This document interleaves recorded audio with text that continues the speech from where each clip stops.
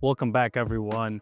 Today I'm gonna walk you guys through a project we're working on. We're gonna see as if we are looking at it for the first time. I'm gonna actually walk you through some of the repairs we're doing, what to look for in your investment property. So let's get it started. And if you're new to this channel, my name is Omar Mohammed, and I came to this country with nothing. No background education about business or real estate. I'm super proud to say that now I run a multiple business, real estate investing and construction, and I share the information to help you if you're looking to get in real estate. So let's get started. So usually I like to start from the exterior, and exterior, there's a lot that goes in, and a lot of times I get underbid. And this one, the client, and actually myself too, miss the amount of work that need to go into the exterior. If you're looking here, usually there is a roof. That's an easy one that nobody really miss. The roof needs change. That's an easy one to quote, as you can see. But if you're looking at this house, there's a lot of things that goes in. If the house is brick, you gotta look, as the brick look okay. This one, the brick doesn't look too bad. But you look at the porch roof, and you can see that little wood under the little wood that where the roof sits on. It's called the fascia board. Is a lot of times in these old houses, it's cracked. So what you have to do is wrap them with metal. That's not a cheap one to miss if you're looking at. So if you're getting into flipping or renting and you want to fix a house out, you got to take a look if all the wood trim around the house where the gutter is usually at is broken, and like you see in this one, if you're watching on YouTube, is damaged. You would want to wrap this with metal and repair the wood if it's too rotted out. That's not a cheap one to miss. And then you can look at the gutters. So if you're looking at the gutters and they're broken, like you can see in the sides, and the downspouts are falling out, that's a whole other expenses. So you got the roof by itself, you got the fascia, soffit and fascia to wrap, and then you got the gutters. So the gutters is a whole different thing than the downspouts. You get a look here. You see all the metal. If you're watching on YouTube, you can see that the metal's all rotted, and then you'll see that the box gutters are shot, they're broken. So those are three things you'll need your roofer or your contractor to bid to make sure you don't miss them. And then walk in here, you can see all the rotten wood. If you just coat the roof, a lot of people will be like, we'll just paint that. You can do that if you're just holding it for a rental, but it's not gonna look as nice.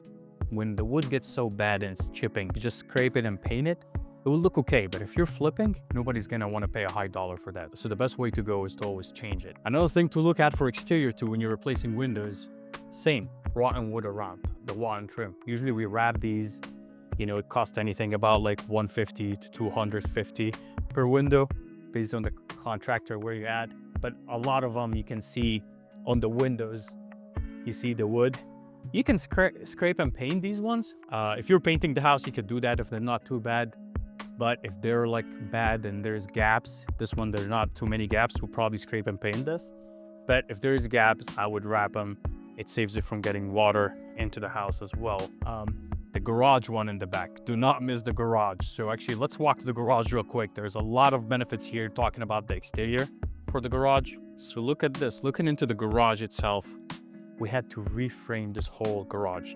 So when you quote a roof, you cannot just quote the shingles. This roof was so bad in the beginning, we had to reframe, like pretty much rebuild the roof, right? That takes a lot of labor, a lot of material. So if you're thinking about making an offer on a house like that, you gotta factor that in. If it was just shingles, it's a lot cheaper than having to frame all this and, get it ready.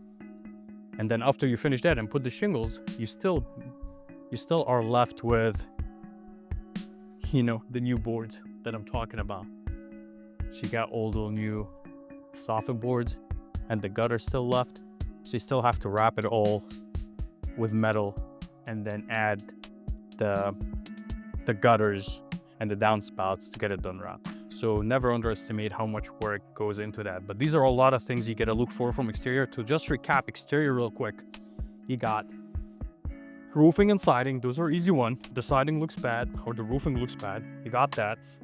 And another thing you got too is the fascia and the soffit and gutters and downspout. These four are usually the ones that gets missed in a lot of quotes. So I come to houses a lot of times. People are like, hey, can you just bid the roof?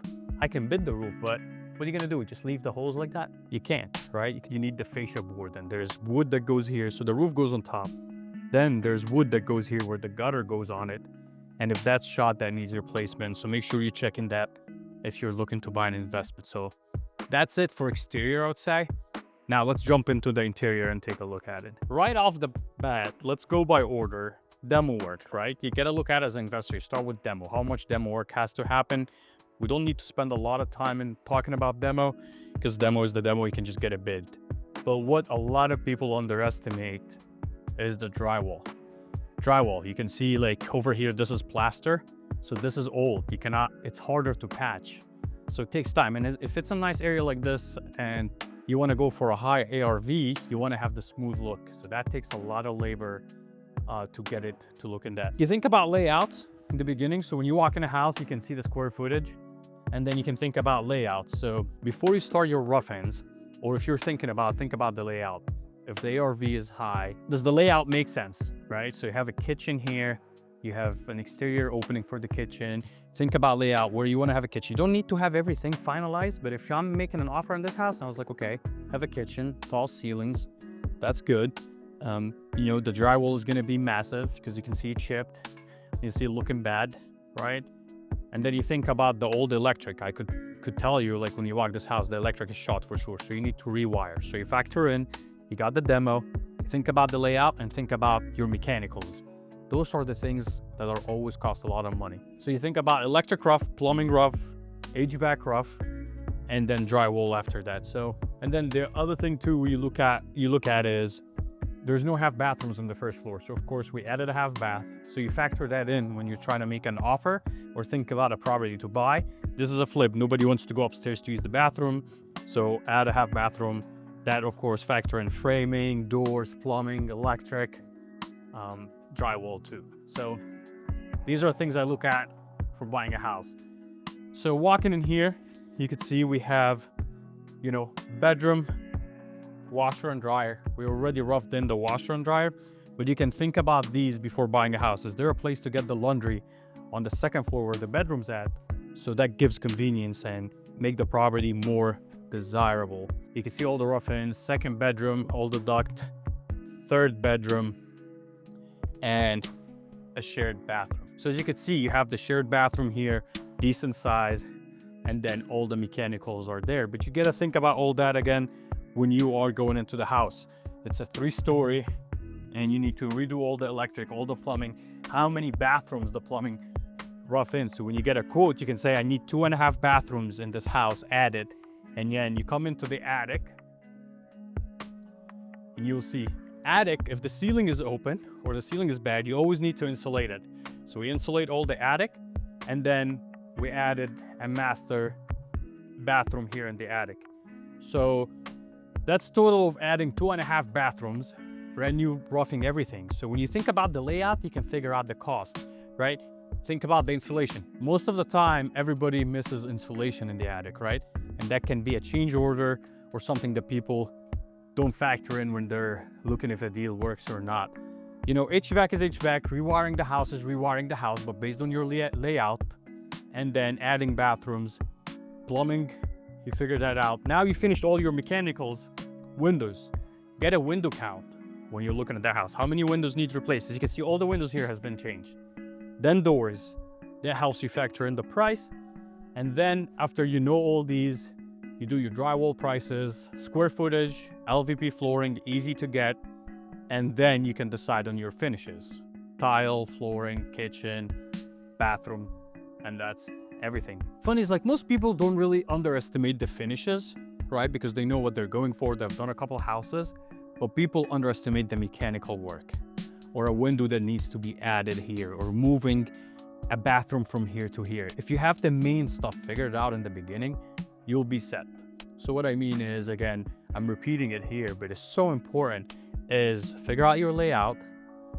Then you can ask your contractor or your subcontractor, I need to rewire the whole house, need a new panel, new service, and then I'm gonna be adding a half bathroom on the first floor, laundry on the second floor, and a full bathroom, and then a master on the third floor.